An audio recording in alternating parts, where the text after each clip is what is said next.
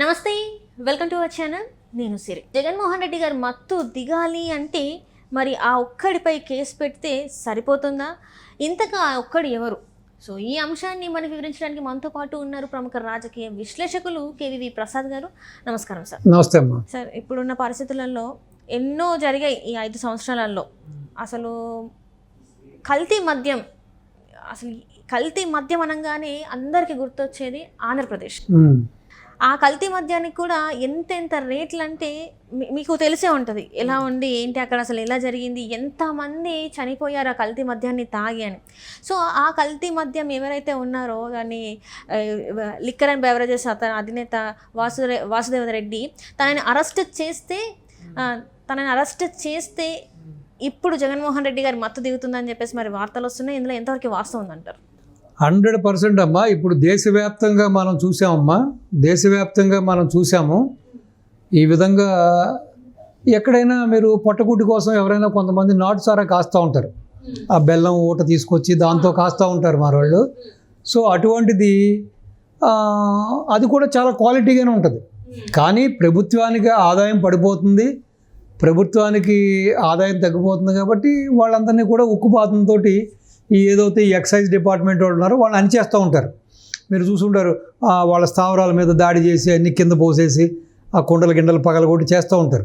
కానీ అత్యంత దురదృష్టకరం, అత్యంత నీచం ఏదంటే ఈ జగన్మోహన్ రెడ్డి మద్యపానాన్ని నిషేధిస్తున్నానని చెప్పి అందరూ ఏమనుకున్నారు, చాలా సంతోషపడ్డారు. నిజంగానే మద్యపానం నిషేధిస్తారు. కానీ జరిగింది ఏంటంటే దానికి భిన్నంగా ఏదైతే అంతకుముందు క్వాలిటీ యొక్క మద్యం ఉందో, ఏదైతే క్వాలిటీ ఒక మద్యాన్ని అమ్మారో ఆ బ్రాండ్స్ అన్నిటిని కూడా పక్కన పెట్టి తనకు సంబంధించిన బ్రాండ్స్, గోల్డ్ మెడల్ అని, స్పెషల్ స్టేటస్ అని, బూమ్ బూమ్ బీర్ అని చెప్పి ఈ విధంగా రకరకాల పేర్లతో రకరకాల నాసిరకం మద్యాన్ని ఎటువంటి ప్రాపర్ డిస్టిలేషన్ చేయకుండా, ఎటువంటి ప్రాపర్ ఫిల్టరేషన్ చేయకుండా అప్పటికప్పుడు ఆర్టిఫిషియల్ కెమికల్స్ తోటి, ఆర్టిఫిషియల్ సింథటిక్ కెమికల్స్ తోటి దాన్ని బ్లెండ్ చేసి అప్పటికప్పుడు విస్కీ అంటే విస్కీ ఫ్లేవర్ వచ్చేలాగా ఆర్టిఫిషియల్ బ్లెండ్ చేసి, బ్రాందీ అంటే బ్రాందీ చేసి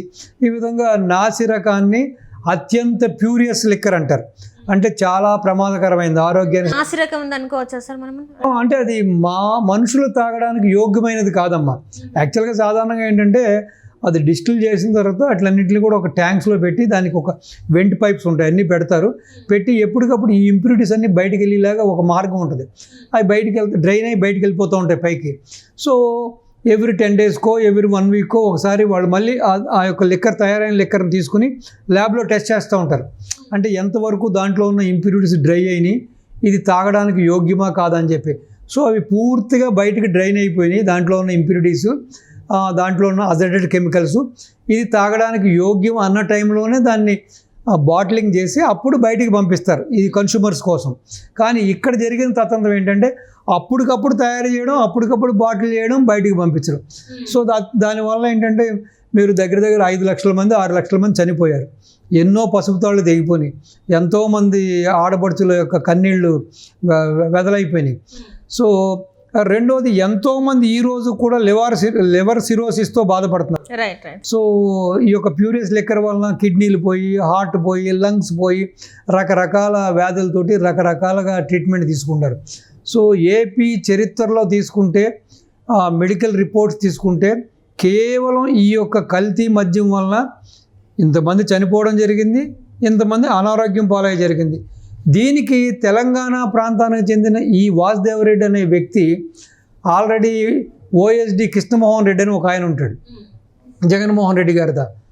ఆయన ద్వారా బాగా ఆయనతో స్నేహం చేసి, ఆయనతో బాగా స్నేహబంధం బలపడిన తర్వాత, సో మనకు నమ్మకస్తుడు, మనం ఏది చేయమన్నా చేస్తాడు, మనకు అనుకూలంగా ఉంటాడని చెప్పి జగన్మోహన్ రెడ్డి గారిని కన్విన్స్ చేసి ఈ వ్యక్తిని డిప్యుటేషన్ మీద తెలంగాణ నుంచి అటు తీసుకెళ్ళి, సో ఇది ఏదైతే ఉందో ఏపీ బ్రెవరేసెస్ ఉందో దానికి ఎండీగా ఇవ్వడం జరిగింది.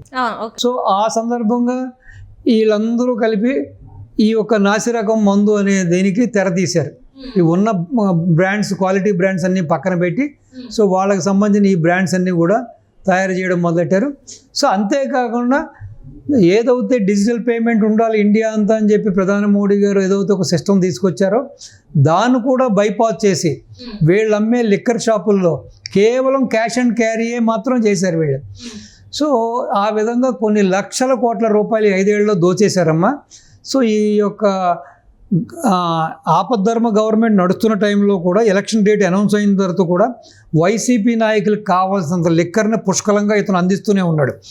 ఈ విషయం తెలుసుకున్న ప్రతిపక్షాలు ఆల్రెడీ ఈసీకి రిపోర్ట్ ఇవ్వడం, ఈసీ దీన్ని సీరియస్గా పరిగణించుకుని అతన్ని ఏపీ బ్రెవరీస్ ఎండి పదవి నుంచి తొలగించడం జరిగింది. సో తర్వాత జరిగిన కాలక్రమంలో మళ్ళీ 4వ తారీఖున ఈ ఏదైతే టీడీపీ కూటమి అధికారంలోకి రావడం, ఈ వ్యక్తి తన ఆఫీస్లో ఉన్న ఈ యొక్క వాళ్ళు చేసిన అవకతవకలు అన్నీ దానికి సంబంధించిన ఫైల్స్ హార్డ్ డిస్కులు తీసుకుని పారిపోతుంటే ఒక సామాన్యుడు చూసి డౌట్ వచ్చి వీళ్ళ వెంబడిచ్చి చూస్తే వాసుదేవరెడ్డి తీసుకుని అక్కడ లోకల్గా నున్న అనే ప్రాంతం ఉంది, ఏదైతే ఆఫీస్ ఉండి ఆ ఆఫీస్ సంబంధించిన ప్రాంతాన్ని నున్న అంటారు విజయవాడలో. వాళ్ళకి నున్న పోలీసులకి చేస్తే వాళ్ళు దీన్ని పట్టించుకోలేదు. అప్పుడు మళ్ళీ ఆ వ్యక్తి సిఐడి వాళ్ళ దగ్గరికి వెళ్ళి ఇవ్వడం జరిగింది. వాళ్ళు మళ్ళీ ఇతని ఇంటికి వచ్చి మన నానక్రామ తెలంగాణలో ఇంటికి రావడం. సో మళ్ళీ హార్డ్ డిస్కు, ఆ విలువైన పత్రాలు, దానికి సంబంధించిన కీలక పత్రాలన్నీ కూడా తీసుకుని అతను విచారించడం జరిగింది. ఇది యాక్చువల్గా చెప్తే అమ్మా ఇండియన్ పాలిటిక్స్లో, not only Indian politics, in the world it self ఈ లిక్కర్లో వీళ్ళకి కావాల్సిన పాలసీని వీళ్ళు ఫ్యాబ్రికేట్ చేసుకుని ఈ యొక్క ఇల్లీగల్ వ్యాపారమే కాకుండా ఈ లిక్కర్ ద్వారా వీళ్ళు చేసిన the biggest scam you can call world also. ప్రపంచంలో కూడా ఇంత పెద్ద లిక్కర్ స్కామ్ జరిగి ఉండదు. సో ఇండియాలో కూడా ఫస్టే, ప్రపంచంలో ఫస్టే. కాబట్టి డెఫినెట్గా వీళ్ళందరినీ గట్టిగా శిక్షించాలి, వీళ్ళందరి మీద గట్టిగా యాక్షన్ తీసుకోవాలి. డెఫినెట్గా తీగ పట్టుకులాగితే డొంక ఎలా కలుగుతుందో జగన్మోహన్ రెడ్డి లిక్కర్లో ఎన్ని లక్షల కోట్లు దోచేశాడు, ఎంత అక్రమ సంపాదనకు పాల్పడ్డాడు, ఎన్ని అక్రమాలు చేశాడన్నది ఈ వాసుదేవరెడ్డిని తీసుకెళ్ళి జ్యుడిషియల్ ఎంక్వైరీ చేసి అవసరమైతే 4 తగిలిస్తే అన్ని విషయాలు బయటకు వస్తాయి. సో డెఫినెట్గా ఈ ఆదాయాన్ని కానీ రికవరీ చేసుకుంటే ఇప్పుడున్న పరిస్థితుల్లో ఏపీ ఉన్న దుస్థితికి, ఏపీ ఆర్థిక దుస్థితికి డెఫినెట్గా ఈ డబ్బులు రికవరీ చేస్తే, ఇప్పుడు అదే కాకుండా ఇతని మామ కూడా కొన్ని 10 ఎకరాలు, 40 ఎకరాలు ఒక చోట, 25 ఎకరాలు ఒక చోట కూడా ఈ యొక్క అక్రమ సంపాదనతో వీళ్ళ పిల్లనిచ్చిన మామ కూడా విజయవాడ పరిసర ప్రాంతంలో కొన్నాడని కూడా చెబుతున్నారు. సో కాబట్టి ఈ కాకుండా తెలంగాణలో ఎన్ని కొన్నారు, మిగతా చోట ఎన్ని కొన్నారు, సో ఈ విధంగా డబ్బులు ఎక్కడెక్కడ రూటింగ్ చేశారు, ఎక్కడికెక్కడ హవాలా పంపించారు, సో జగన్మోహన్ రెడ్డికి ఎంత పంపించాడు ఏంటి అన్నది కూడా బయటకు వస్తుంది. ఎందుకంటే ఒక చిన్న ఎగ్జాంపుల్ చెబుతామ్మా. భారతీయ జనతా పార్టీ అధ్యక్షురాలు శ్రీమతి పురంధేశ్వరి గారు వైజాగ్లో ఒక షాప్కి వెళ్ళి ఆ షాప్ మీద ఒక ఎంక్వైరీ చేసినప్పుడు ఆ రోజు ఆ షాప్ ఓనరు ₹1,00,000 లిక్కర్ అమ్మితే కేవలం ఒక 800-900 రూపాయలకే బిల్లు చేశాడు. అంటే దగ్గర 92,200 రూపాయలు వాడు బ్లాక్ చేస్తున్నాడు. అంటే ఈ బ్లాక్ అంతా ఎవరికి వెళ్ళి ఉంటుందండి? తాడేపల్లి ఇంటికి వెళ్ళి ఉంటుంది. ఆ విధంగా ఒక షాపులోనే ఆల్మోస్ట్ 92,000 చిల్లర ఈ విధంగా రూట్ మారిందంటే, చెయ్యి మారిందంటే, సో ఎంటైర్ ఏపీలో ఎన్ని షాపులు ఉంటాయి, ఒక రోజుకి ఎంత టర్న్ ఓవర్ ఉంటుంది, సో ఎన్ని కోట్ల రూపాయలు వీళ్ళు దోచేశారు అన్నది. కాబట్టి ఈ Vasudeva Reddy is the king pin అమ్మ. సో దానికి ప్రధాన కర్త కర్మ క్రియ వీడే. కాబట్టి ఇతన్ని పట్టుకుని గట్టిగా విచారణ చేస్తే అన్ని విషయాలు బయటకు వస్తాయి. డెఫినెట్గా ఇది కాదు, ఇంకా రానున్న రోజుల్లో కూడా మనం చాలా విషయాలు, అసలు ప్రజలు విస్తుపోయే విషయాలు, విస్తుపోయే స్కామ్లు అన్నీ బయటకు వస్తాయమ్మా. మనం విల్ వెయిట్ అండ్ సీ. ఏదో ముందుంది క్రొకడైల్ ఫెస్టివల్ అంటారు, క్రొకడైల్ ఫెస్టివల్ అంటారు, బ్రహ్మాండమైన ఫెస్టివల్ మనం చూడబోతున్నాం అమ్మా. Thank you so much. నమస్తే అమ్మా, థ్యాంక్ యూ.